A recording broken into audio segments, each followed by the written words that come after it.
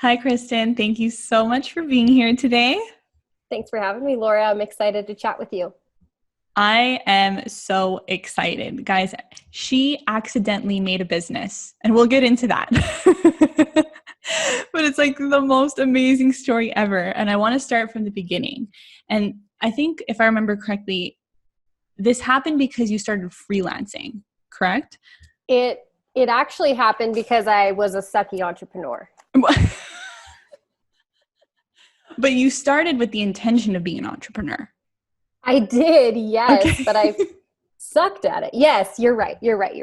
Okay. So take us to the point where you're like, okay, I'm going to, start this side hustle, being an entrepreneur. What were you focusing on? And then how did it kind of lead to this accident business? Yeah. So in October 2014, I left my last regular job. So working for somebody else, right? And I left because I was being treated awfully by a horrible boss. I always loved working. I loved the work that I did, but I was not being treated very kindly. So I left, thought, you know what? If I'm a great employee, I'm going to be an amazing entrepreneur. Well, my entrepreneur journey was 14 months of living with my in-laws, with my husband and two dogs in their guest bedroom, and struggling. The only thing that I had that I was like desperately holding on to was this car. Like I had got a new car and I was desperate not to let the car like get lost with everything else. But that was the only thing I had to my name was this car. So after 14 months, I just thought, you know what? I am so beat down. I have zero confidence. I don't think it's possible anymore. I just don't think it's possible. So what I did is I had heard about becoming a virtual assistant because I had been learning about becoming an entrepreneur, right? And I thought, well, fine. I guess I'll just find somebody who knows what they're doing and I'll just apply to be their virtual assistant. So I went on this website called hiremymom.com, and little side note, I was not a mom. So I was on hiremymom.com trying to find a job. And I ended up getting a job within, I don't know, it had to have been less than like 3 weeks, like almost immediately. And so that's when my like freelancing journey began. And so that was in January 2016 when I got my first freelancing gig. But very quickly into the freelancing gig, though, I got assigned blog writing for a nursing community and thought, oh, great. Now I'm stuck in a job that I don't like. This is awful. Because I had left from the horrible boss, I had struggled being an entrepreneur, and now I have this freelancing gig that I don't even like the industry I'm in. It was like, am I ever going to catch a break? And then I realized I don't have to do this work myself. I looked actually at the contract I had with that client and I decided I'm going to outsource this blogging thing. And then I realized, wait a second, I think I just created a business. And so that is kind of what happened. And that is like the starting point of what I now have today, the virtual assistant agency. So you realized it right away. Like you got this gig, they gave you this blog and you said, oh my gosh, that was like your aha moment. Oh yeah. And I have looked at these dates. That was literally 3 weeks after I got hired to work as a VA for this guy. Mm-hmm. And what were you working for? Like you were doing their marketing? So I was doing all of their content management. So like their website, their social media, all that stuff.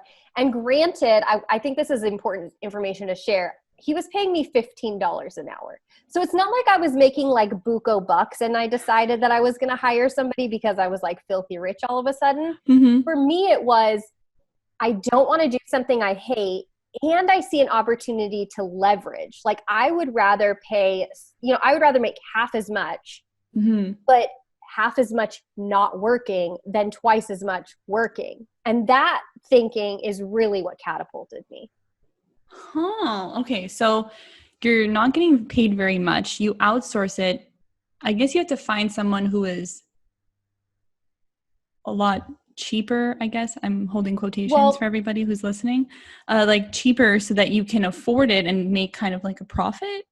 Yeah. So what I did is I found somebody who was going to school in the US, going to school for journalism and wanted experience writing. And so I paid her minimum wage in her state, which for her was like She was taking on internships where she wasn't getting paid at all, but instead she worked for me and I paid her, I don't remember, it was $7 or $8 an hour I paid her. And so she wrote the blogs for me. It was honestly, it was a win-win because I made $7 or $8 an hour. She made $7 or $8 an hour and got work experience. And I've written a few like referral letters for her, and the client got what he wanted. So, and I mean, the client was getting it for pretty cheap.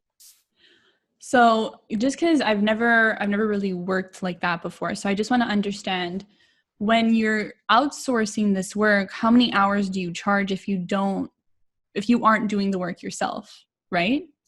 Yeah. So in this situation, what I did was I asked her how many hours it would take to write a blog post. And I think that at the time we had discovered, it'd probably take her 3 to 4 hours to write a blog. So because in the virtual assistant agency, or in the virtual assistant industry, that's what I meant to say. In this industry, you typically charge per hour. So I would just let the client know, hey, writing one blog post is going to be about 3 or 4 hours. Is that in your budget? He would say yes. So I would just tell the girl that I was hiring, hey, you have like a budget of 4 hours. And then that's ultimately what I would charge the client, is that number we had all determined. Okay. So you have this one client. How did you start growing this business? So it's kind of, I really like this question. It's interesting. What I discovered when I went from struggling entrepreneur to then getting my first virtual assistant client is that I had always been really good as an employee because I knew how to sell myself in that kind of capacity. Like I knew how to sell myself for a job. But when it came to a business, I got all these weird like problems in my head about selling, and I got really tripped up and all the mindset issues started to come to play. But that's when my confidence came back. I thought, you know what? I found this job. I decided I was going to get that job. I got that job. Wait a minute. I'm really good at this. Okay. So why don't I just go out and continue getting more and more and more jobs, and just making sure that legally I'm structuring it in a way that I'm an independent contractor. And realizing that almost immediately brought back my confidence and made me see how much potential I was sitting on. It was something that I needed. I needed a quick win. I needed to see that I didn't just suck. I could actually get a job. I could actually get paid. That realization was just so huge for me. And now as an entrepreneur, I think about getting clients. I think about it as sales. I don't think about it as doing a job interview, because that's very much not what I do anymore. But that confidence in understanding sales a little bit better and just drilling it down to the basics was just so life-changing for me. And it removed all the barriers. So you just went out and kept getting clients and then outsourcing. Yeah. Basically, rinse and repeat. Yeah. You make it sound so yes, easy. Like, why isn't just anyone doing this, right? I think a lot of entrepreneurs overlook the simplicity of like service-based businesses. Honestly, that's my opinion. I think it's easy to sell something that you're going to do for somebody else that's tangible. It's easy to sell that. Like, pay me this much, I will give you a blog. A lot of people instead are doing coaching and consulting, which was what I was trying to do. And I'm not knocking coaching and consulting, but in the beginning, I think that that's a harder sell, is going into coaching and consulting, because you're selling an intangible, and it takes more advanced sales skills. Maybe. Mm-hmm. I mean, I'm not a sales expert, so maybe a sales expert is going to tell me I'm wrong. I don't know, but that's my take on it. For me, it was like, I can sell a blog post. Like, you give me money, I give you a blog. It was just a very easy exchange for me. I love it. And just so people understand how this rinse and repeat works, your business now is actually making 6 figures. Yes, it is. Yeah, we hit the 6-figure mark in 2018. So within 2 years. Yeah, you're right. Yeah. Yeah, I've never thought about it like that. Yes. That's amazing. Thank you. That's awesome. So at what point did you start? Because I think if I remember correctly, you started hiring people, but then you started hiring a team, an actual team that you can keep working with. When did you hire someone that you knew you were going to keep long term? In my journey, I spent the first 2 ish years being the face of all of our client work. So all the people that I employed were people that were behind the scenes. Like, I was honest with people when I would talk about, we are going to get this blog written. I wasn't saying I am going to write this blog. I was very careful about my language because I wanted to make sure to be acting in integrity. So for the first 2.5 years, I was the face of everything. And I realized at that moment, I'm going to be limited if I continue to be the face of everything. So I have to think about, am I going to stay limited? And I was probably making $70,000 at that point. So am I going to stay at 70,000, or do I want to jump further? Like, do I want to remove these barriers that I now have? And it was a couple things. One, I decided that I wanted to grow bigger. Two, I decided to niche down, which made growing bigger very possible, very fast. And that's when I decided I need to be looking for people that are going to be with me for the long haul. And there are actually, for me, 2 types of people I need. I need people who are behind the scenes that can get the work done really well. And I need people that are going to be representing my company and actually talking to my clients. That was the scary one. That I also need that kind of person. And so I chose a niche, decided I was going to go full blown on this team thing. And that's when within 10 months, actually, we made over $100,000 just focusing on one niche. What was the niche? So the niche was doing online summits for entrepreneurs. And the reason I discovered this was because I went to a conference where from the stage, the person that was hosting the event was preaching that you need to build a email list, and the way to build an email list is an online show. And that's what she called them, online shows or summits, whatever. It was in that moment that I realized I've done one of these. Dang, I'm sitting in a room with like over 1,000 people that would need my service. I'm just going to start calling myself a virtual assistant agency that specializes in online shows. And the referrals started pouring in because I got super, super specific. And I discovered where people who needed me were hanging out, and I put myself in that spot. And I was relentless about it. So you just found the opportunity. Okay, wow. Because you found the opportunity, and you just like took it. Oh yeah.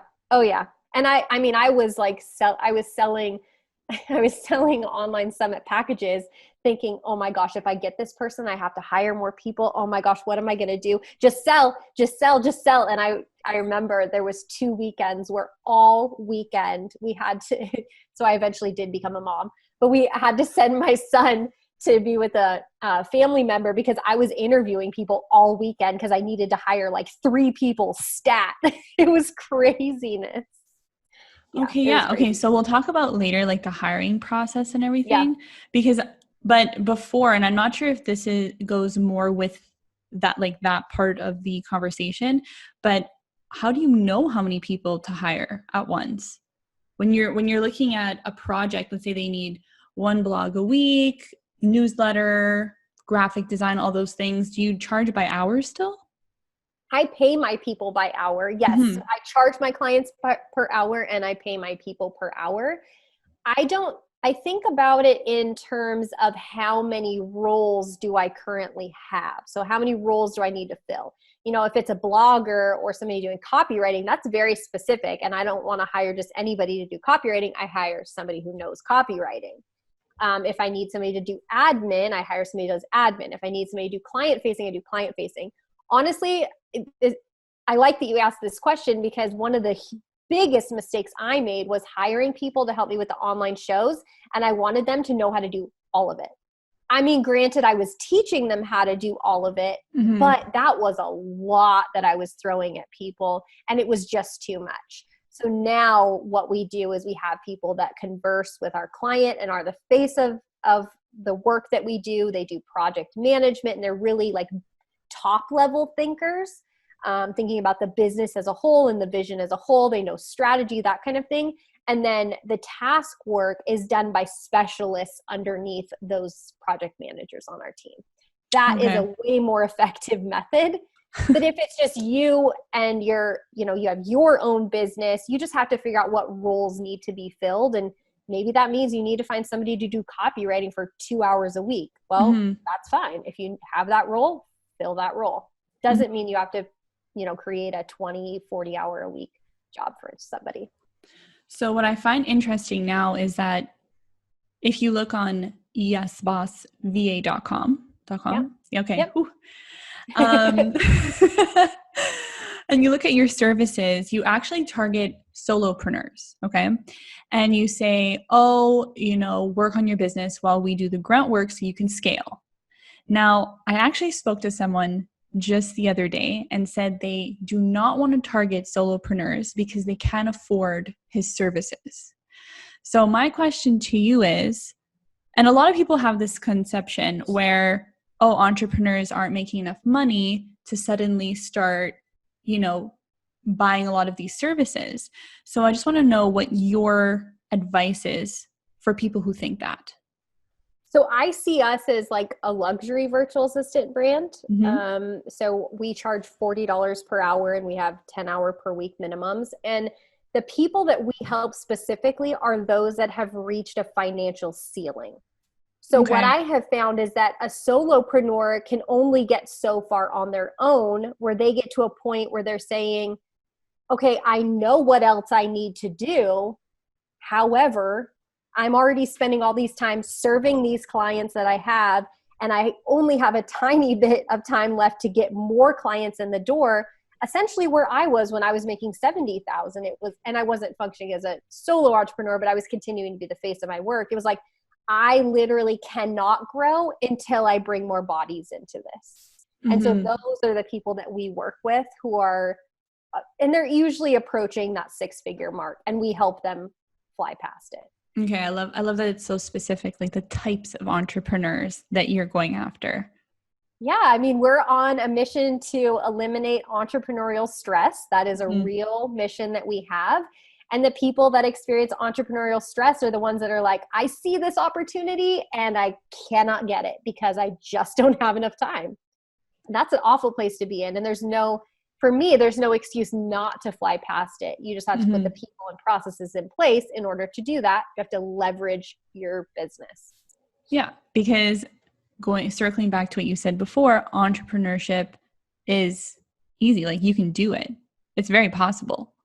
Yeah. If we keep it simple. I just feel like too many people overcomplicate it. Mm-hmm. I was overcomplicating it. I was doing 1,000,001 things that I thought I needed to do to have a successful business. And, when we passed that 6-figure mark, I had a really awful website and I had 0 social media presence. Like it was just a matter of getting myself in the room and identifying people and connecting. Instead, we're so focused on a lot of automation and like, how do I make this easier? Well, easier shouldn't mean less connected to the people that you're serving. Easier should mean more connected. And then you can build automation around that. But I think we often lose sight of the connection piece and instead put too much like processes and platforms in between us and the people we serve. Mm-hmm. And that's what complicates it. I mean, how many of us knew how to use MailChimp or ConvertKit or Squarespace or Showit or like, no, you don't really learn those things in school. Yeah. Okay. So then what are like the top 3 things entrepreneurs should focus on in terms of their processes and systems to be more connected with their audience? Kind of not neglecting, but pushing aside all those automations and things that a lot of people focus on. Yeah. I think that, so there's a lot of ways to do this. I would say that if you're using social media platforms, focus more on the conversations that are happening maybe in your DMs rather than the stuff that's getting posted on your feed. Think about the ways that you actually communicate with the people that you want to serve.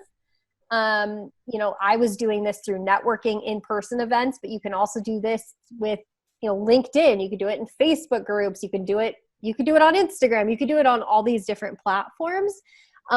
So I think that you just have to figure out how many steps am I putting between me and the person who I am trying to court essentially into becoming part of my business. There becomes this exaggerated focus on like build a big list. And I can tell you now, coming off of doing, I think ultimately we did like 27 summits in a year. So coming off of doing those summits, we had clients that we had helped them build lists of like 2,000 to 5,000 people. But what was missing for the people that didn't ultimately convert into sales is they were staying too much behind the scenes and they weren't making any of that connection, because it was all about sending emails to like mass amounts of people and providing value to mass amounts of people, and not so much that connection. Like, I believe that you and I, Laura, like, our connecting is so much more valuable than me sending out like a mass email. Like, not to be like networky or whatever, but connecting with people in this way, like, you truly get to know each other. And if I know somebody who needs what you offer, I'm going to refer them because I know you and I like you and I trust you. But it's like a real thing. It's not this like fabricated thing that was built through automation. It's because I've gotten to know you and have conversation with you. I think that we're putting too many things between us and that. But then, as I said, there is a place for automation. You take what worked with the organic connection, you use that to create that automation. I feel like I'm getting on a high horse about this now. Just connect. That's the secret to sales. Just connect. But I like that you got excited about it, because it made me realize the importance of all these systems is the sales part, right? It's actually not the process or the steps you take to make the connection or get that list or anything. It's actually the connection you make in order to make the sale. Yeah. Very interesting.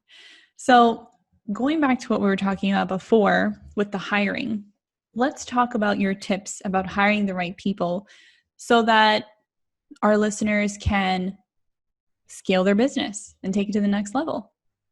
All right. So I would say that my top tip for hiring is to hire people that have high character. I focus on character over like tactical skills. Yes, you have to have tactical skills, but what I have found is that people who like own up to their mistakes or want to learn, are curious and motivated, those people are limitless. But the people that have a good skill but are defensive and like won't own up to their mistakes and all these other things, they're going to be really awful to work with. So if you had to pick one, I would say to hire character over skill. That's the very first thing. And then in our hiring process, we like to find people who are A players. And to us, that means like curious, and that means motivated. So we have a specific test that we give to anybody before they ever even talk to me for interviews. And I'd love to give you this specific example because I feel like anybody could put it into practice. Please, okay, cool. Yes. Okay, so what we do is we schedule a lot of like email campaigns for clients as part of a lot of like day-to-day business management, right? So we know that we need people who can make sure that emails look good. So we give everybody before they ever talk to me. So this is like big, right? If you're hiring, don't talk to anybody until they pass your tests. Yeah. Don't waste your time. Tip number 1. Yes. And, you know, I'll add to that. My dad told me one time, he was been in the restaurant industry for, oh my gosh, like 40 years probably. And he said to me, you can't trust people based on what they say. You can trust people based on what they do. Like, oh my gosh. So don't let people like sweet talk you on an interview without seeing that they're worth something, right? Yeah. So what we do is I give the people who are interested in applying for Yes Boss, we give them a really awful like email. And what I mean by awful is it's the formatting is horrible. It doesn't look great. It's not pretty. So we give them this document, tell them it needs to be scheduled in an email. Now, what we purposefully do is we do not give them a subject line because we want to see what they're going to do with that. Look, I am an entrepreneur and I don't want to focus on the nitty gritty. I don't need people coming back to me all the time and making mistakes. I need to know that people are going to be proactive and they're going to like be thorough. They're not just going to say, well, you didn't give me a subject line, so I didn't put a subject line. Okay, come on now. Like, let's. Has anyone ever told you that? I had somebody that was working for me one time that was like so to the T about things that if they didn't do it, it was my fault because I didn't explicitly tell them to do that. Like I needed to not hire more of those people. Yeah. So what we thought would be like a home run would be people that came back to us and said, hey, I noticed that you're missing a subject line. Could you give that to me and I'll plug it in and finish this project? Instead, what we found was people that actually did better than that. And those are the people that we hire now. And that is, they read the email. Wow, actually read the email, got some context, didn't just look at it like a task, read the email, wrote their own subject line, sent a test to me, and said to me explicitly, hey, I noticed that there wasn't a subject line. I went ahead and created a subject line. Let me know if you like it or if you'd like something alternate.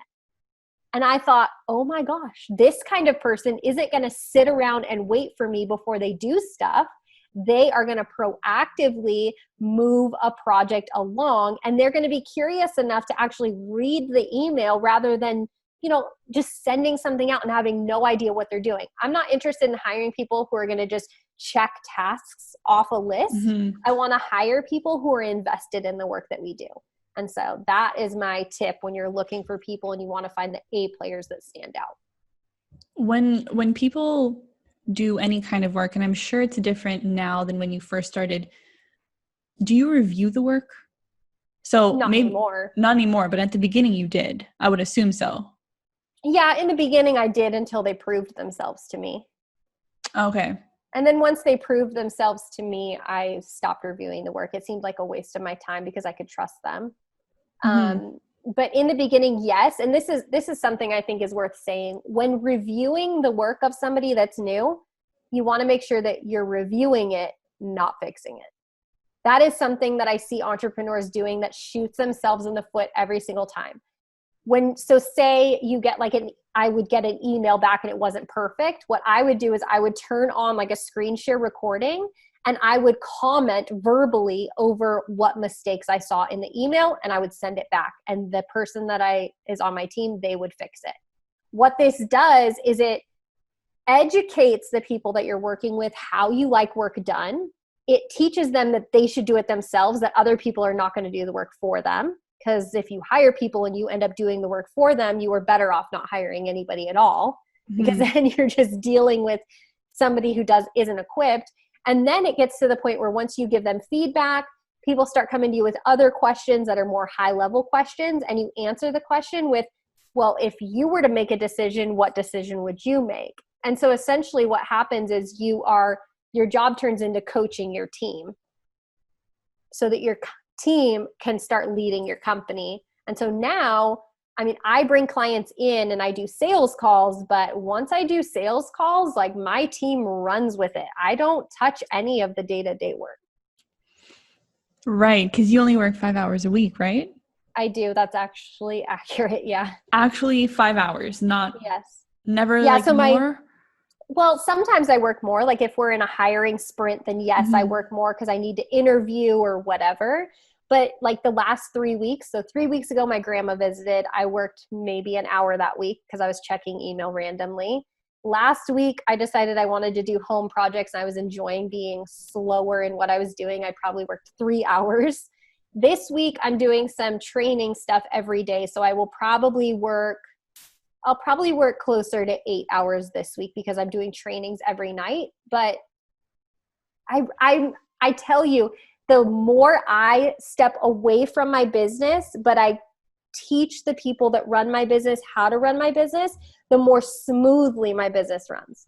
Now, my ego wants me to jump in and be the superhero of my business and to fix everybody's problems. But when I do that, I'm enabling them and my business stops growing and we serve our clients worse, honestly. I've seen a negative effect of me getting involved. But so much trust of your employees. I've hired really amazing people. I love it. I think about the people that work with me is to be an effective leader. I think you have to think about the people that you lead as leaders in their own right. And so it's my responsibility to find out what leadership strengths everybody that works for me has, and to foster that and to keep them in roles that really fosters their own zone of genius. So say you're an entrepreneur and you just need somebody to do like calendar and email management, right? And you could easily think like, oh, I just need these like admin things, and you could diminish what the value of that work is. I think that's awful. I think instead you need to be thinking about, I need to bring somebody in who's going to lead the heck out of my email and my calendar, and somebody who's going to get better at this than I could ever be. And then when you flip the script, you start treating that person a lot differently, and they rise to that occasion. It's when you hire somebody and you don't treat them like they're worth more, that they then don't prove to be worth a whole lot because you've treated them that way. I feel like this is rooted in the experience you had when you left your corporate job. As I was saying it, I thought that. Yeah. I was like, oh, dang, am I talking to like old Kristin that was being treated poorly?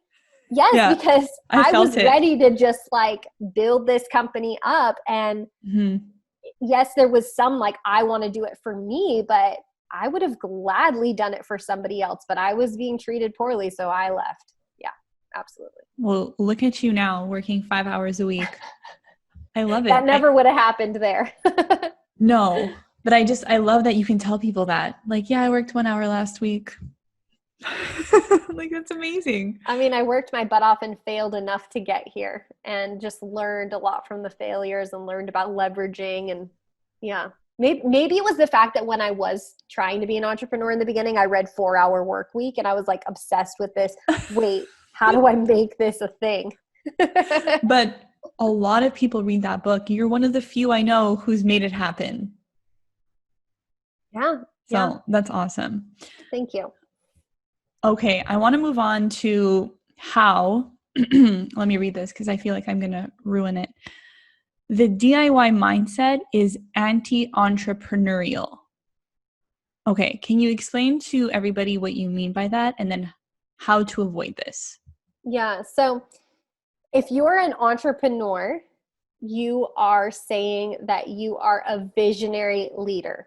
I think we've lost sight of what entrepreneurship is. Entrepreneurship is not creating a job for yourself. Entrepreneurship is becoming a visionary leader. Now, a visionary leader puts people and processes in place to create their vision.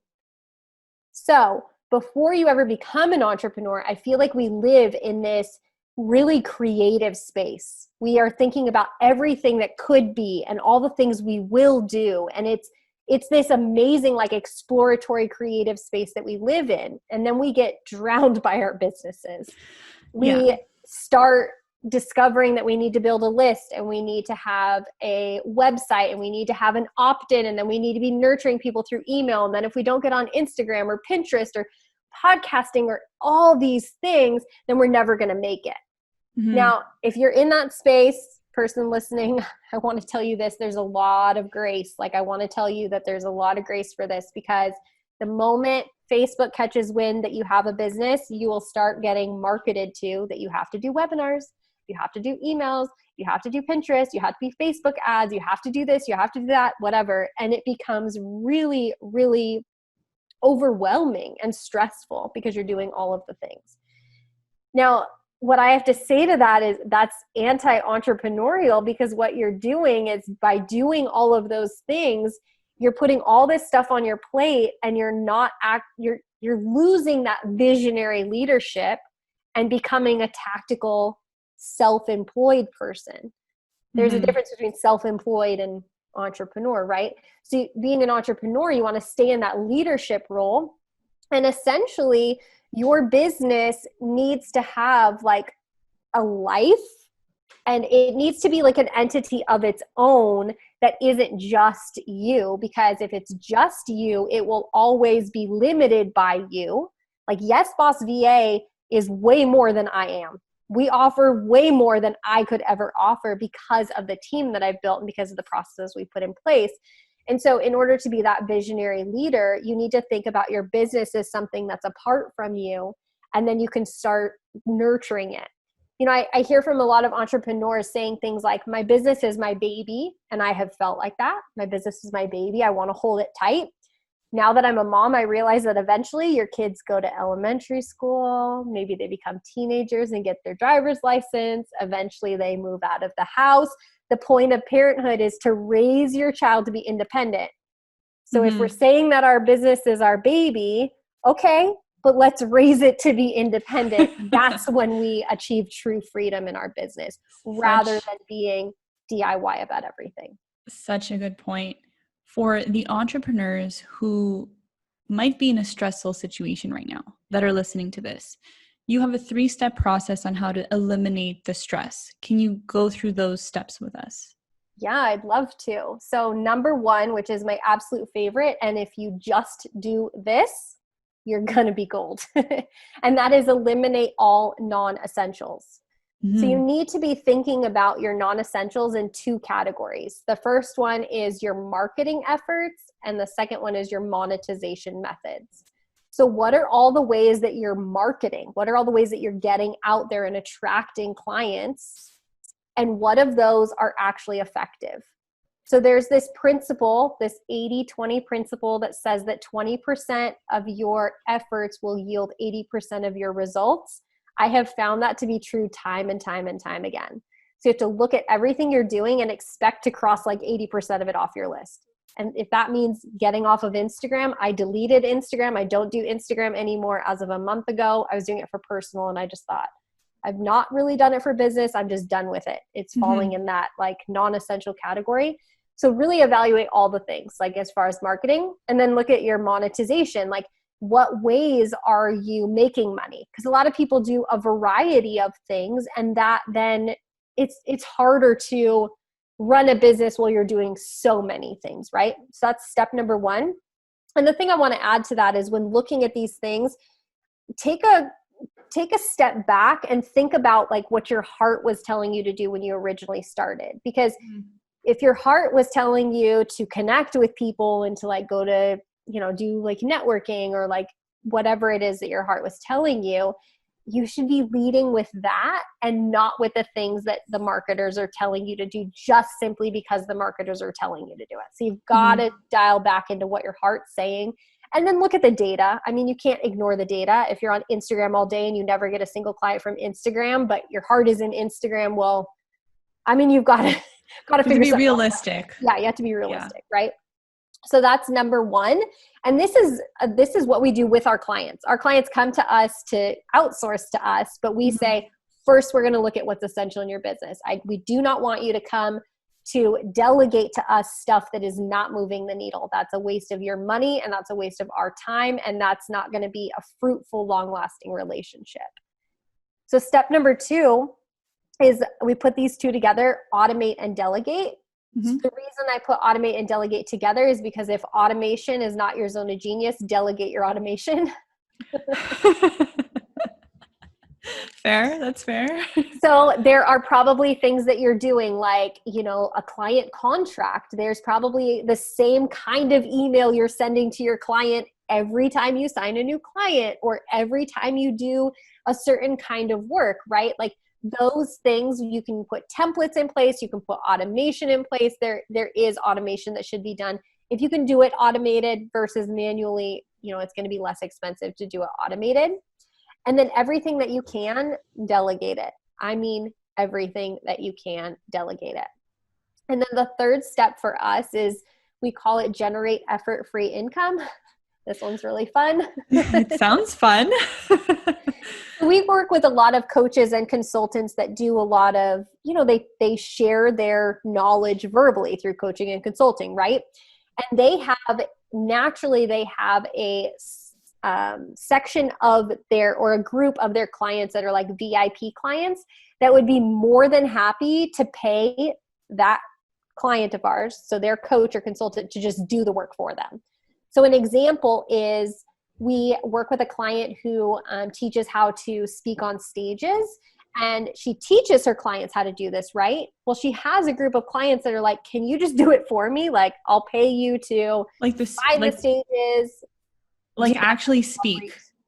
Not actually speak, but do that booking of the stages. Okay. So find the stages, send the pitch emails, follow up, all of that stuff. So we call it like speaker outreach. What our client does is she sells that VIP package, done for you package, to her client for over $1,000. And we, as her team, do all of the execution on that package for $750. So she's making money off of having her team.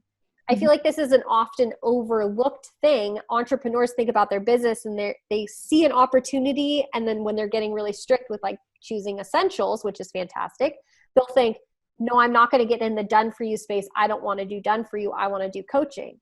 Well, can you leverage your team to offer that to your clients, but not put any more work on your shoulders? It's effort-free income that's right there on the table because you probably have clients who are willing to pay you more to just get the work done. And so that's how we like to partner with our clients to make sure that we're essentially just paying for ourselves when we work with them. It's a win-win all the way around. That last one is fun. I like that one. It's like a collaboration on steroids, but a collaboration with your team. I love it. And just going back, because you were talking about delegation and automation and stuff, just out of curiosity, what tools do you use? What software do you use in your team to manage everything? We as a team use Asana. Don't ask me for Asana tips because my team knows not to put my stuff in Asana. And you know what? I actually have done this on purpose because my background is project management. So I really enjoy project management. But I know that if I get in there too much, then I'm going to start putting my hand in things and stirring the pot. And then everybody will think like, well, Kristin is saying to do it this way. And we have to do it the way that Kristin's saying because Kristin's the boss. And it's like, no. If the client was happy and you had a process, like I don't need to be involved in this. I'm just, it's my pride. It would be my pride getting in the way. Do you guys set up automation tools for your customers as well? Like let's say they need email marketing, you put in whatever. Yes. Okay. We follow that 3-step process with all of our clients. It is part of our 90-day onboarding process. I'm starting to do coaching with our clients because what I've found is that, clients have a lot of questions as a business owner to me, a business owner, about how to do a lot of this stuff. So I'm offering some coaching to some of our clients. But yeah, that whole thing, we walk our clients through it all. Most of the time clients come to us and they're like, okay, so I know how to make money and I'm doing everything that I possibly can and I have no more time and I don't even know what to delegate. We see that a lot. I know I need help, but I don't even know what I need help with. And that's why we walk through that process with them. Where the coaching comes in. Yep.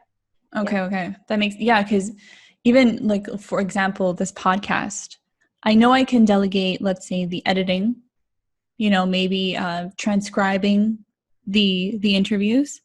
Totally. But before you said emails and like kind of like the admin stuff, and I can't even imagine how that would work.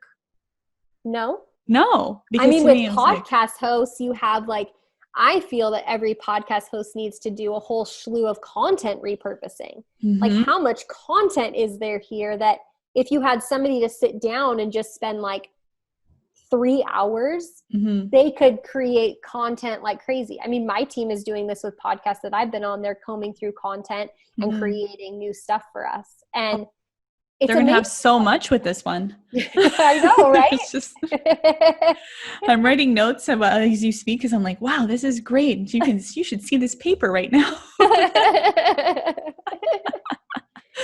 love it. But that's why you have to align yourself with people who think differently. And that's why I'm glad I aligned myself with my team because my team sees things that I don't see. And they also, can I give this example? They aren't limited by the mindset things that I'm limited by. Yeah. Exactly. I told them for 6 months that I wanted to start doing podcast interviews because I just wanted to get out there and help people see that entrepreneurship didn't have to be so hard. Like I really just am passionate about spreading the word about this. And I didn't send a single pitch for 6 months because every time I sat down to write a pitch, I felt like I'm not worthy, like this person's too big for me. Honestly, this is how I felt. And so my team after 6 months was like, so have you sent the pitches? Like what's going on? And I had to tell them very humbly, no, I have not. I'm really having a problem over here. And so one of my team members jumped in and she pitches me for podcasts and she pitches me to podcasts that are way larger than I would ever pitch myself because she's not limited by my mindset issues. Yeah, exactly. And also you have a little trick to help you run through these processes in your mind. And that is what would Richard Branson do? Were you seeing where I was going with that? I was seeing where you were going with this. Yeah. Yes, yes. So tell us a little bit about this. So if you know, I mean, I don't know a ton about Richard Branson, but from what I perceive, the guy just has a lot of fun. If he's got an idea, he does it. I mean, he just like, he lives in what he wants to live in, right? So, and I have a lot of entrepreneurial friends, a lot of whom are in marketing. So a lot of them have said things like, you should really be on, I don't know, whatever platform. We're going to keep throwing Instagram under the bus, I guess, though I don't have hate for Instagram, but say things to me like, there's a lot of opportunity to be had on Instagram, or I get this one a lot, you should do your own online show. And in my head, the scale I have to run through is what would Richard Branson do? For me, this means, literally, this is all this means is, do you want to do it? Because if you don't want to do it and it's not going to be enjoyable and you're not excited about it, then don't do it. Like, I am an entrepreneur. I'm not going to do what everybody's telling me I need to do because I need to do it. I became an entrepreneur. Ultimately, what I've realized in hindsight is because I had this creative ability in me to see something big and create the pieces that it took to get there. And I don't need to go off on everybody else's tangent. I need to just stay in the things that I love. Like this is what I love. Like sitting here chatting over Zoom, like recording a podcast, just talking about entrepreneurship. This is the stuff I say yes to all day long. The other stuff, it doesn't light me up. So I'm not going to do it because I won't show up the best there. And ultimately, my life is in my hands and I've got to control it. I love it. I think I'm going to start using it. Like, what would Richard Branson do? That's great. I love it. And you know, he's got big teams behind him too. Yeah. So there's that. Yep. There's that too. That's why he has lots of fun. Yes. You also mentioned that people are self-sabotaging themselves. Okay. And that kind of runs through the things that we've been talking about, you know, taking on too much. How can people kind of have an outer body experience and say, oh, this is what's hurting me. How can I get over this? I think a really good example is like what I was doing. I saw this vision for going on podcasts, but it was scary. Like I wanted it, but it was really scary. And so ultimately, I feel like I was self-sabotaging myself by not doing it. There was a lot of opportunity that I lost out on because I spent 6 months just being scared of something. I also think that we sabotage ourselves when we spend too much time trying to figure everything out. So like DIY, too much time trying to figure something out when someone else could easily do it. And I'd love to share a specific example for that one because I have a tactical thing that people can do in that space. So say you decided that you wanted to become an entrepreneur yesterday and you're talking to us today. You're like, listen, you're on the right podcast. You're like, I'm going to learn from Laura exactly what I need to do. What do I need to do? Day one entrepreneurship. This is what usually happens is you realize that there's some degree of technology that you probably need. Like you might need a website or even just a one-page place where people can opt into your email list as a way to connect with you. This very frequently happens. What happens for the DIY entrepreneur is they spend 10 hours on YouTube and Google trying to figure out how to connect their Squarespace with their MailChimp. Right? And if you are a regular person, you probably are dealing also with an emotional roller coaster in those 10 hours. So those 10 hours probably don't take you 10 consecutive hours, but maybe 2 or 3 weeks because you're riding the roller coaster of, I'm amazing, I'm going to get this done, to, oh my gosh, I suck at this, I have no business being an entrepreneur. Okay, I can do this, I can do this, I can do this. Oh my gosh, another problem again. Like it's literally a roller coaster, right? When you find yourself riding that roller coaster, you need to think, is there a way that I could get this done faster? So like I said, we are like, I call us a luxury virtual assistant brand. We charge $40 per hour. And I tell you this to put things into perspective. You could pay somebody like us well, we wouldn't do it, but we do ongoing clients, but not one-time things. I just want to make sure that people don't come to me asking for this, but you could hire somebody like us for 2 hours of time, meaning that they could get it done in literally 2 consecutive hours, not 3 weeks, not 10 hours, none of that.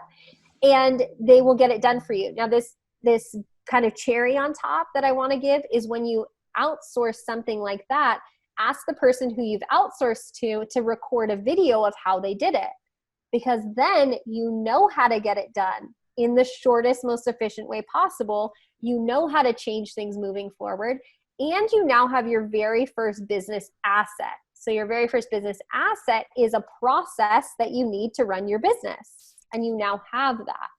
So instead of spending 10 hours DIYing, spend $80.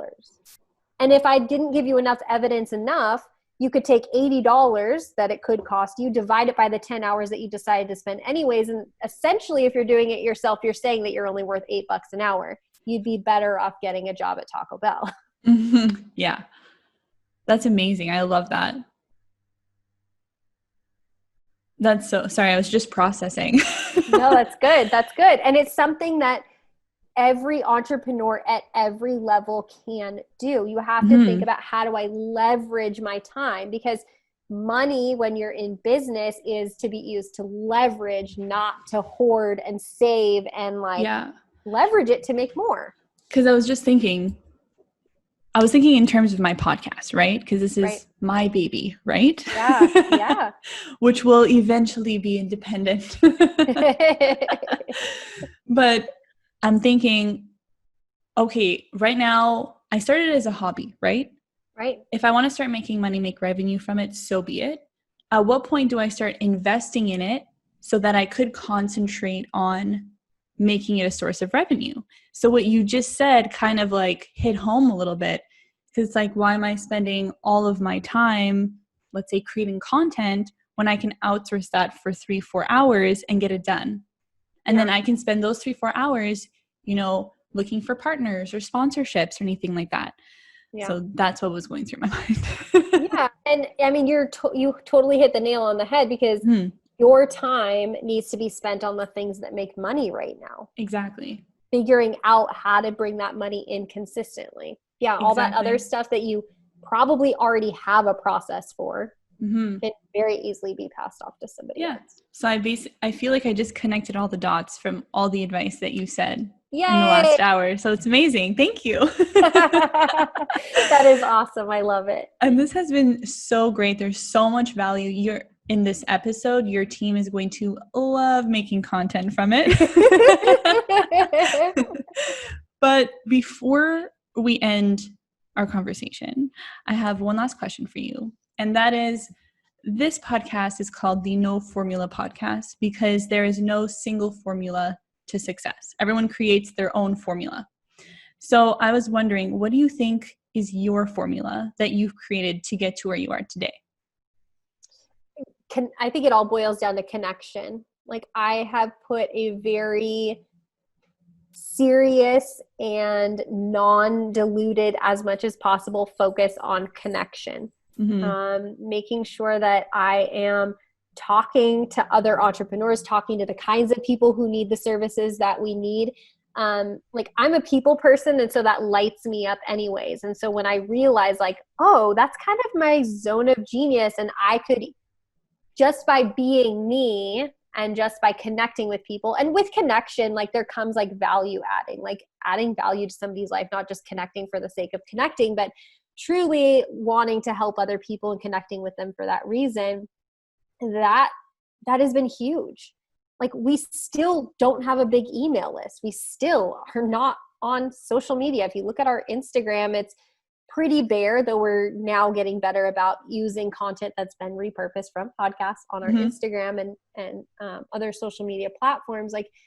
It's about connection, and it keeps me from getting lonely in the journey. And so it fuels me in so many ways. And it's just so cool to me that this natural thing that I have has allowed me to be successful, because I've learned how to look at it strategically.